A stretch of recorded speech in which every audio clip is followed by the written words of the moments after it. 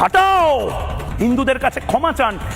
হিন্দু বিদ্বেষী হয়ে ভারতে কেউ রাজনীতি করতে পারেনি, হিন্দু বিরোধী হয়ে ভারতে কোনো সরকার চলেনি, হিন্দু বিরোধী হয়ে কোনো পুলিশ ভারতে থাকতে পারে না। কি শুরু করেছেন আপনারা আজকে এত সহজে? ওং লেখা পতাকা, গেরুয়া পতাকা দেখে আপনারা লাঠি দিয়ে ফেলে দিলেন, পায়ে মারিয়ে দিলেন। কি চলছে এটা? প্যালেস্টাইন নিয়ে যখন বিক্ষোভ হয়, একটাও পতাকা এভাবে আপনারা মাটিতে ফেলতে পারেন, এভাবে মারিয়ে দিতে পারেন?